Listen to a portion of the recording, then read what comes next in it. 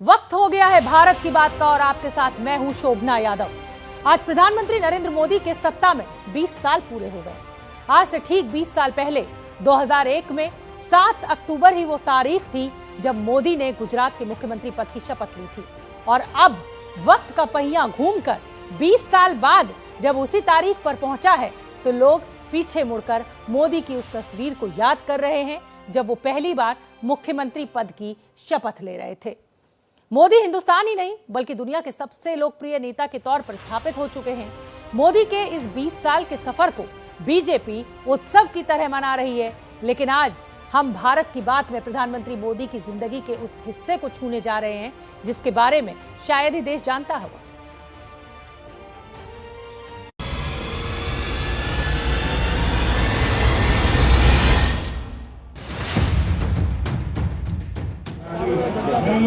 श्रद्धा ने निष्ठा भावी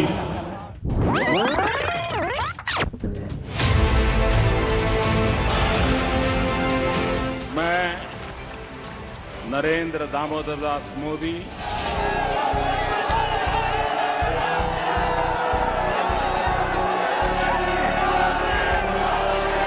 मेरा जो बैकग्राउंड है मैं बहुत सामान्य परिवार से हूं और मैं तो कभी स्कूल में मॉनिटर का चुनाव भी नहीं लड़ा था। माननीय प्रधानमंत्री जी आ गए हैं, पुष्पवर्षा हो रही है, तालियों के गड़गड़ाहट के जरा आप लोग माननीय प्रधानमंत्री जी का अभिनंदन करें, स्वागत करें। मोदी मोदी। मुझे भी आश्चर्य हो रहा है कि देश मुझे इतना प्यार कैसे करता है और इतना सारा क्यों मुझे देता रहता है। अब मैं खुद तय नहीं कर सकता हूं मैं क्या।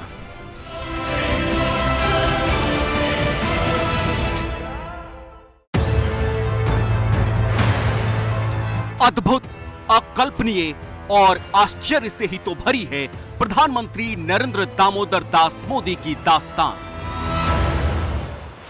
आज के ही दिन 20 साल पहले मुझे जनता की सेवा का एक नया दायित्व मिला था। वो कहानी जो 20 साल पहले गुजरात से शुरू हुई थी और 20 साल बाद जिस नाम का जिक्र दुनिया के कोने कोने में गूंज रहा है। Howdy, Modi.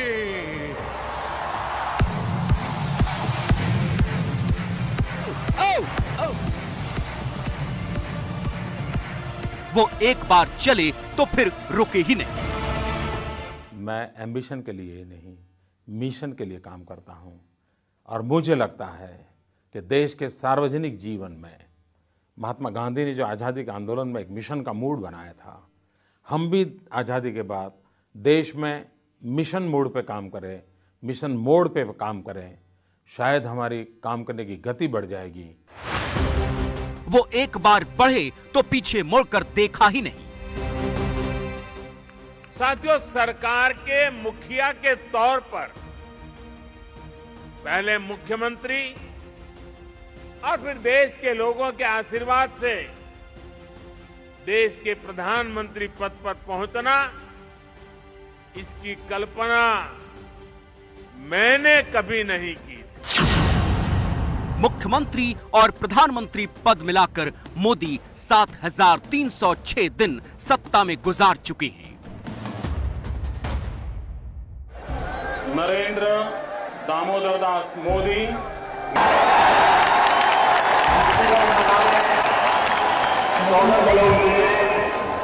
ईश्वरना नामे सौगंध लઉં છું કાયદાથી સ્થાપિત ભારતના સંવિધાન પ્રત્યે હું सच्ची श्रद्धा और निष्ठा रखूंगा। मैं भारत की प्रभुता और अखंडता का अक्षुण्ण रखूंगा। मैं संघ के प्रधानमंत्री के रूप में अपने कर्तव्यों का श्रद्धापूर्वक और शुद्ध अंतःकरण से निर्वहन करूंगा। मोदी ने खुद को प्रधानमंत्री से पहले देश के सेवक के तौर पर पेश किया। मोदी ने हिंदुस्तान के सामने खुद को राजनेता से पहले भारत मां के सच्चे सपूत के तौर पर पेश किया। सौगंध मुझे इस मिट्टी की, मैं देश नहीं मिटने दूंगा। मैं देश नहीं रुकने दूंगा। मैं देश नहीं झुकने दूंगा। मोदी की वाणी और व्यक्तित्व का ही कमाल है कि आजाद हिंदुस्तान के इतिहास में उनकी लोकप्रियता का मुकाबला कोई नेता नहीं कर सकता।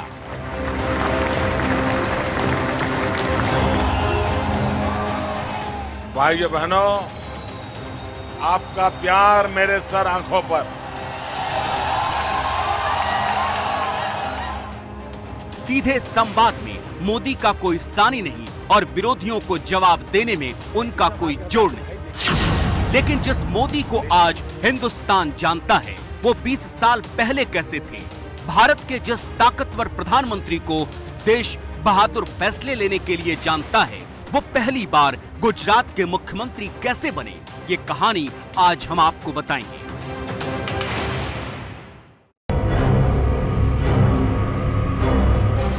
वो साल 1999 था, जब देश में अटल बिहारी वाजपेयी की सरकार थी और करगिल युद्ध के दौरान बीजेपी ने नरेंद्र मोदी को पार्टी का प्रवक्ता बनाया था।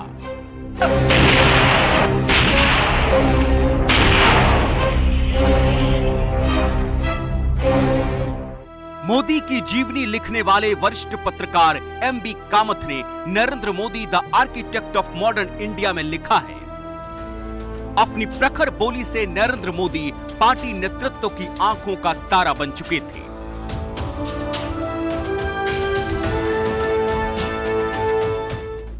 करगिल युद्ध को लेकर पूछे गए सवाल पर मोदी ने मीडिया को कहा था कि चिकन बिरयानी नहीं, बुलेट का जवाब बम से दिया जाएगा। करगिल तब भी गया था जब युद्ध अपनी चरम पर था। दुश्मन ऊंची चोटियों पर बैठ करके अपने खेल खेल रहा था। मौत सामने थी, फिर भी हर हमारा जवान तिरंगा लेकर सबसे पहले घाटी पर पहुंचना चाहता था। ये वो दौर था जब प्रधानमंत्री नरेंद्र मोदी ने दिल्ली में पार्टी की कमान संभाल रखी थी। मोदी 1995 से लेकर साल 2001 तक राष्ट्रीय महासचिव के तौर पर जिम्मेदारी संभाल रहे थे। मुख्यमंत्री बनने से पहले मोदी की जरूरत पहली बार साल 2000 में गुजरात में महसूस की गई। वो तारीख थी 28 जून 2000। 28 जून साल 2000 ये वो तारीख है जब इमरजेंसी के दौरान जेलों में बंद लोगों के सम्मान में आयोजित एक कार्यक्रम में शरीक होने के लिए नरेंद्र मोदी गुजरात पहुंचे थे। बताया जाता है कि उस समय गुजरात के बीजेपी के कई नेता नहीं चाहते थे कि नरेंद्र मोदी को इसके लिए बुलाया जाए, लेकिन समर्थकों के दबाव में उन्हें ऐसा करना पड़ा। वहीं मोदी जब मंच पर पहुंचे तो करीब 5 मिनट तक लोगों ने खड़े होकर तालियों की गड़गड़ाहट के साथ उनका स्वागत किया।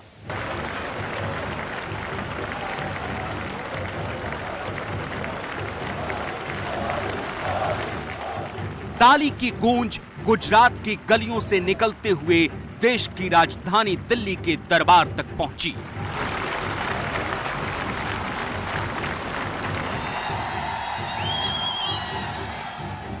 नरेंद्र मोदी की जरूरत गुजरात इसलिए भी महसूस करने लगा था क्योंकि उस वक्त राज्य में होने वाले उपचुनावों में बीजेपी हार रही थी।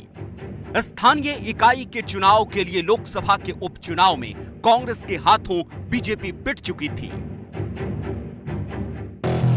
पार्टी नेतृत्व मन बना चुका था कि नरेंद्र मोदी को अब दिल्ली से गुजरात भेज दिया जाए। इसके बाद वो दिन भी आया जिसकी उम्मीद खुद मोदी को नहीं थी।